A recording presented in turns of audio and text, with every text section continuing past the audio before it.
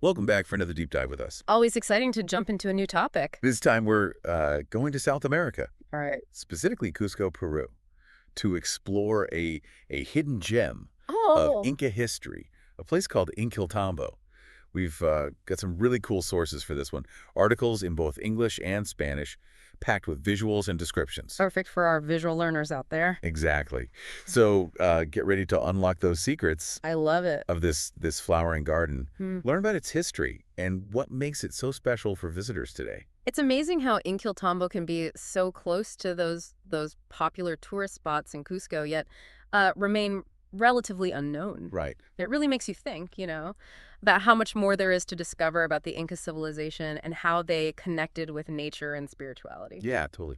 So to start, what is Inkilltambo? So Inkilltambo is a huaca, Okay. a sacred site for the Inca, dedicated to water worship. And it's located within the larger Sacsayhuaman Archaeological Park near Cusco. The name itself is fascinating. Oh, how so? Inkilltambo translates to flowering garden or Oh. flowering in Quechua, the language of the Inca. Flowering garden. That already sounds so peaceful. Doesn't it? I read that it was built during Inca Huiracocha's reign and then enhanced by Pachacutec. That's right. Can you give us a bit more background on them? Like, who were these rulers and how did they shape this site? Sure. So Huiracocha was the 8th Inca ruler, a figure kind of shrouded in myth and legend. He really expanded the Inca Empire, established some important religious practices too, including worship of a creator god also named Huiracocha. Interesting. Then Pachacutec, the 9th Inca, came along, a real visionary. Many consider him the architect of the empire's golden age. Oh, wow. Yeah, he transformed Cusco into the magnificent capital we know today. It sounds like both of these rulers had a huge impact on Inkilltambo, but in different ways, huh? Yeah. Inkilltambo started with a more rustic architectural style under Huiracocha, but when Pachacutec came to power, he brought this sense of elegance and refinement to the site, really bringing that flowering garden imagery to life. He understood how to harmonize architecture with the surrounding beauty. It's amazing to think about those layers of history, how each ruler's vision contributed to Inkilltambo's evolution. Exactly. And speaking of evolution, our sources mention a major restoration project at Inkilltambo between 2015 and 2016. Oh, yeah. I can only imagine what it must be like to see this place reborn. It's incredible. The restoration truly brought Inkilltambo back to life. And, now visitors can really experience it in a way closer to its original glory. That's awesome. And the sources we have really provide a visual feast, full of details that paint this vivid picture of Inkilltambo. Totally. So what kind of visual feast can we expect at Inkilltambo? Just imagine this, a massive carved granite rock Yeah. right at the heart of the sanctuary with these 5 trapezoidal niches and anthropomorphic figures. Wow. Andinas, those iconic Inca terraces, just add layers of beauty to the landscape, Yeah. showing how they really mastered integrating structures with the natural terrain. That's so cool. Yeah. And then there's a whole network of aqueducts channeling this crystal clear water, intricate drainage systems, and even remnants of the Inca Trail, all winding through the site. The photos really show off the craftsmanship, those well-preserved stonework and terraces. You know. The recently restored palace, carved directly into the rock, it really caught my eye. That's incredible architectural ingenuity. It really is. It shows the Incas' reverence for nature and their skill in blending their creations with the landscape. Yeah, I mean, imagine the effort, the precision required to carve a palace out of solid rock. It's mind-blowing. Totally. Yeah. And our sources also mention plazas, ceremonial patios, even kolkas, those Inca storehouses. It seems like Inkilltambo was a vibrant hub of activity. Absolutely. These features give us a glimpse into the Inca Empire's social structure. I mean, the plazas and patios would have been bustling with people gathering for, rituals and celebrations. The kolkas, strategically placed, stored surplus food and supplies.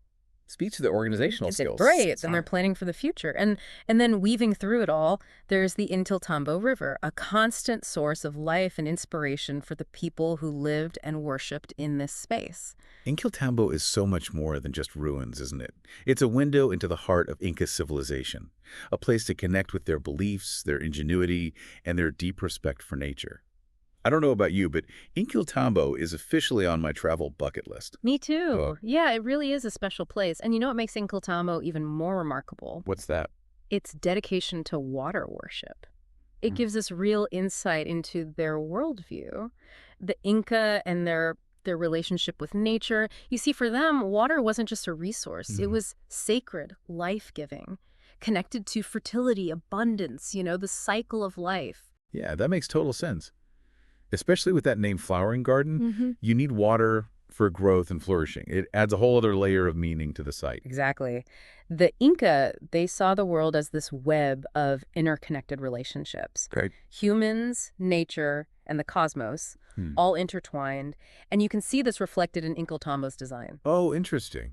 How so? Well, the flowing river, the terraces mimicking the slopes of the Andes, the carved rock reaching for the sky, it all speaks to this holistic worldview. So it's not just about the physical need for water, but also its spiritual significance. Yeah. It's like a connector in their world. Exactly. And speaking of connections, our sources talk about this Sikh system. Right. The sequence system. Mhm. I think I have a vague idea of what that is. Yeah. But for those who are hearing it for the first time, can you explain it and how Inkilltambo fits in? Okay, so imagine Cusco, the heart of the Inca Empire, as the center of a giant wheel. Okay. Now picture these lines radiating outwards like spokes on a wheel. I got Those are the Sikhs. And they were often marked by shrines and sacred sites. So the Sikhs, they connect the capital to the surrounding landscape, creating a sacred geography that maps their world. both physically and spiritually. Yes. Wow. So it's like this intricate network of invisible paths linking sacred sites, nature, and even the stars. That's a great way to put it. And Inkilltambo, it was strategically positioned along one of these seas, Wow. highlighting its importance within their religious and political landscape. It wasn't just a beautiful place, it held a very specific and significant place within their understanding of the cosmos. That's amazing. Yeah. We've talked about Machu Picchu and Sacsayhuaman. Those are two of the most iconic Inca sites. Yeah. How would you compare Inkilltambo to them? It's a great question. While Inkilltambo may not have that grand scale or the immediate recognition of those sites, Yeah. it offers something unique, a different perspective on Inca culture. What do you mean by a different perspective? Well, you see, Machu Picchu is often associated with the Inca elite, a royal estate shrouded in mystery. And Sacsayhuaman, with its massive walls and structure, it showcases their military might, architectural prowess. I see. They represent different facets of Inca civilization. So if those sites represent power and mystery, what does Inkilltambo represent? Inkilltambo. It lets us connect with the Incas' relationship with nature, their reverence for water, their deep connection to the sacred landscape. It's a place where the physical and spiritual worlds kind of blur. More intimate experience of Inca culture, then. A chance to understand how their beliefs shape their whole worldview. Exactly. And being a hidden gem adds to its appeal. Oh, how so? Well, visitors can experience this sense of discovery, uncovering something truly special. You don't get that at those crowded tourist destinations. Not really. I'm starting to get why you're so fascinated by this place. It's not just about some impressive ruins. It's the layers of meaning embedded in the site. The stories, whispered by the wind and water, connecting with a civilization from centuries ago, and understanding how their worldview shapes their relationship with the world. You've captured it perfectly. And it brings us to the heart of what these deep dives are all about, expanding our understanding of the world, uncovering hidden connections, and appreciating the richness of human history. And doing it in a way that's engaging and accessible, sparks curiosity, and a desire to learn more. Exactly. We're not just spitting out facts, right? Yeah. We're inviting you, the listener, to join us on a journey of discovery. And on that note, I think we've covered Inkilltambo's history, architecture, spiritual significance, even how to get there. Yeah, we have. But, as always, we like to leave our listeners with something to ponder A final thought.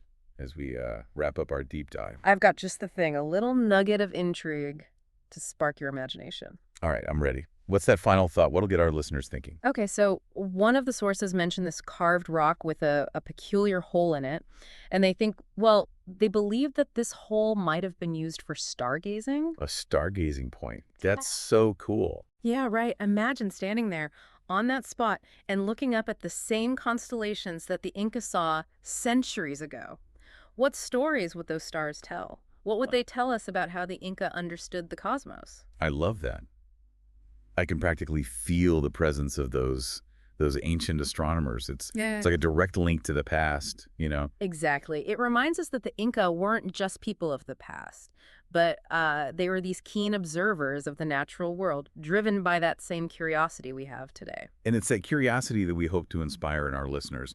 We've learned so much about Inkilltambo, the history, the architecture, even how to get there. But there's always more to discover, more to think about. That's the best part of learning, right? It never ends. Totally. For those who want to delve deeper, we've included some great resources in the show notes, websites, articles, even travel tips if you're feeling inspired to visit Inkilltambo. You never know. Maybe one of our listeners will make their own discoveries and add to the story of Inkilltambo. That's what we love to see. So until next time, keep exploring, keep questioning, keep diving deep into all those wonders around you.